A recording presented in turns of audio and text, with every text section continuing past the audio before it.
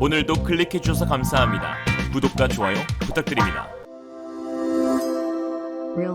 중국을 상대하기 위해 한국과 필리핀이 73년 만에 다시 손을 잡는다. 지난 1일 필리핀 최대 군사매체 맥스 디펜스의 수석 편집자인 막스 몬테로는 다소 충격적인 발언을 꺼냈습니다. 한국이 필리핀을 중국 견제의 중간 거점이자 해군 MRO의 동남아 핵심 기지로 삼을 것이고 추후 필리핀과 함께 중국의 남중국해에 대한 억제력을 발휘할 것이라고 한 것인데요. 그러면서 필리핀이 운용하고 있는 거의 대부분의 군함이 한국에서 건조되었다는 점과 현대중공업이 현재 필리핀에서 보이고 있는 행보에 주목해야 한다고 했습니다. 막스 몬테로는 한국의 현대중공업이 세르베루스 아길라 수빅조선소, 즉 예전 한진중공업의 수빅조선소를 인수해 새로운 조선시설을 구축하기를 원하고 있으며, 이는 미 해군이 아시아태평양에서의 원활한 활동을 위해 자국의 군함을 일본 조선사로 보내어 유지보수를 맡기는 것과 같은 일환이라고 했습니다. 그러면서 미 해군의 이러한 결정은 잠재적으로 한국, 필리핀, 싱가포르로 확대될 것이라고 했는데요. 몬테로가 말하는 미 해군의 계획이란 최근 미국 해군이 일본의 민간 조선시설에 자국 전투함정을 수리하고 향후 미일 공동으로 일본에서 전투함정을 제조하기로 한 계획을 말합니다. 실제로 미 해군은 일본뿐만 아니라 한국, 싱가포르, 필리핀, 인도에서도 자국 전투함정을 정비 보수할 수 있는지를 검토하고 있고, 실현되면 동맹 파트너 국가와 연대해 중국에 대응하기 위한 통합 억제력을 구현하려 하고 있는데요. 미국의 아시아태평양 및 남중국해에서의 대중국 포위망 핵심 국가인 한국, 일본, 필리핀과의 협력을 통해 자국의 군함은 일본에서 MRO를 진행하고, 한국과 필리핀의 조선협력을 통해서 한국군의 남중국해로의 적극적인 개입 및 중국의 해양 진출을 막는 일환으로 삼을 수 있다는 것이 몬테로의 주장이었습니다. 그리고 실제로 지난 5월 14일 해양 매체 더마린 이스큐티브에 따르면 현대중공업은 수빅조선소의 일부를 사용할 가능성을 고려하고 있다면서, 필리핀 대통령실은 이미 한국 조선사가 2개의 드라이도크를 사용하기 원한다고 요청했으며 이르면 올해 말 입주할 수 있다고 했습니다. 지난해 11월 현대중공업은 해외 MRO 센터이자 군수지원센터를 필리핀 수빅 해군기지에 구축하기도 했습니다. 수빅조선소는 한국 한진중공업의 첫 번째 해외 조선소로 2006년 당시 세계에서 네 번째로 큰 조선소였습니다. 그러나 2019년 경영난으로 인해 영업이 중단되었으며 2022년 미국 투자펀드 케르베로스가 인수하였고, 현재는 필리핀 정부가 임대하여 해군 작전기지로 운영하고 있는 사실상 국영 조선기업이죠. 이에 현대중공업이 동남아 최대 규모의 조선소인 수빅조선소 운영권을 얻게 된다면 사실상 필리핀 해군 함정 수준은 현중이 전부 따내게 되는 것이 아니냐 하는 의견도 나오고 있는데요. 사실 이미 현중이 다 따내고 있습니다. 필리핀 해군 현대화 사업 호라이즌 1-2 프로젝트를 통해 2020년과 2021년 2600톤급 호위함 2척, 3200톤급 초계함 2척을 인도하였고, 여기에 지난해 2400톤급 원해 경비함 6척을 추가로 수주하며 필리핀 해군과 확고한 신뢰관계를 쌓고 있습니다. 특히 호라이즌 3 사업에서는 코르벳함 2척, 상륙함 2척, 군수지원함 2척, 기뢰전함 1척 도입을 앞두고 있는데요.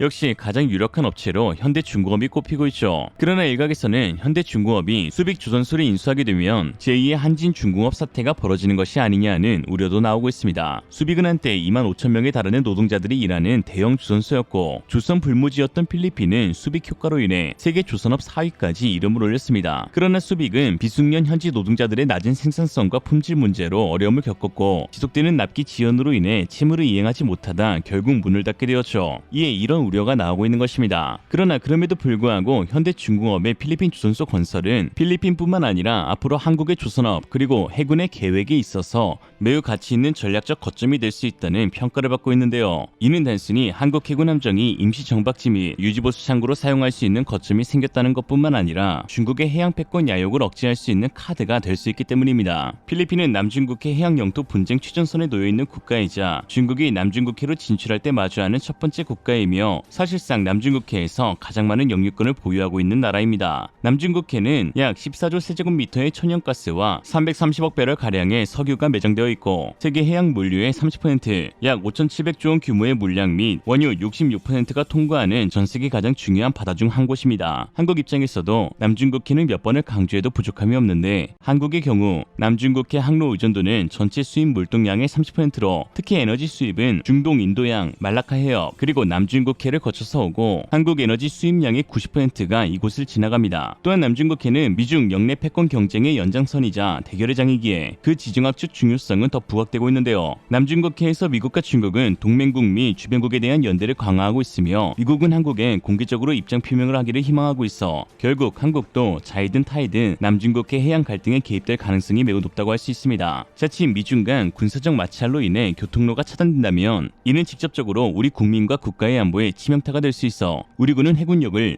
남중국해에 파견해야 할 수도 있기 때문입니다. 이런 상황에서 우리나라의 군함이 정착할 수 있는 기지와 MRO 센터가 필리핀에 구축되는 것만으로도 상당히 큰 메리트를 얻을 수 있는데요. 해군의 군사력은 결국 얼마나 많은 출항을 통해 억제력을 발휘할 수 있는지가 키포인트이기 때문입니다. 중국 입장에서 미 해군과 일본 조선소의 협력 그리고 한국과 필리핀의 조선 협력은 매우 치명적일 수밖에 없습니다. 이미 미국은 필리핀 내 군사기지를 더 늘리는 협정을 체결하여 총 7곳에 육해공 군사기지를 건설했는데요. 지난 4월 필리핀 정부가 미군이 추가로 사용할 수 있는 군사기지 4곳을 공개했는데 이는 중국 해군 함정이 필리핀 해양경비대에 레이저 공격을 가행한 데에 따른 보복성 발표였습니다. 미군이 추가로 확보한 기지는 필리핀 루손섬 최북단 카밀로 오아시스 해군기지, 랄로 국제공항, 북부델라 크루스 육군기지, 그리고 팔라완섬 서부 발라바크 군사기지로 모두 중국 해군이 남중국해로 진출하는 주요 길목에 위치해 있습니다. 우로는 한미일에, 아래로는 필리핀과 싱가포르를, 결국 중국은 꽁꽁 둘러싸여 바다 쪽으론 한 발짝도 내밀지도 못하는 상황이 벌어지고 있는 것인데요. 특히 한국과 필리핀의 방산협력 및 군사협력은 중국에 있어서 PTSD를 일으키기에 충분합니다. 다들 알고 계시겠지만 필리핀은 6.25 전쟁 당시 우리나라를 돕기 위해 자국의 군인을 파병해준 참전국가인데요.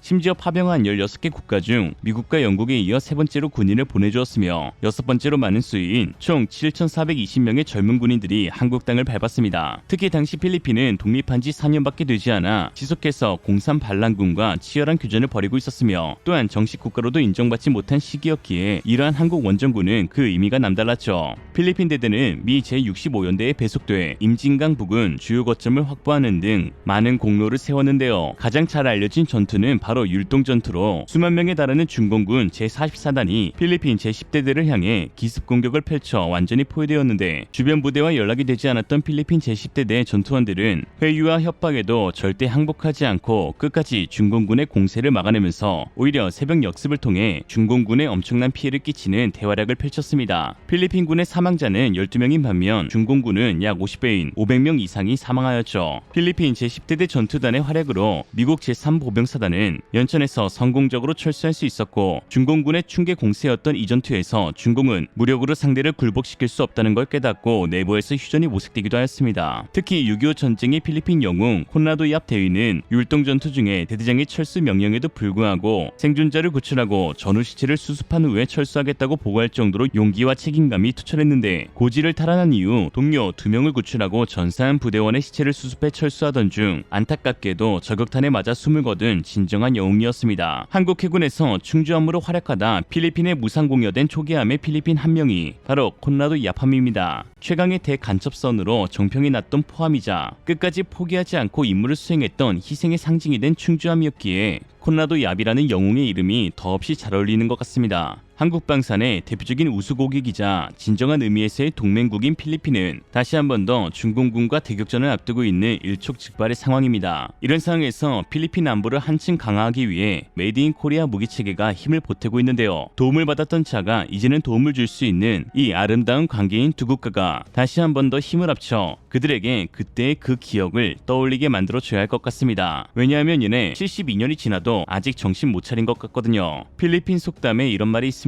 태어나기는 쉬우나 사람이 되기는 어렵다. 참 명언인데요. 오늘날 중국이 강대국은 될 수 있으나 선진국이 될 순 없다는 이치와 같은 것이 아닐까요? 오늘의 한 줄 평 중국이라 쓰고 그냥 읽지도 말자. 짱나. 이상으로 리얼리즘이었습니다. 여러분의 생각은 어떠신가요? 현명하고 지혜로운 여러분의 의견을 지금 댓글에 남겨주세요. 감사합니다.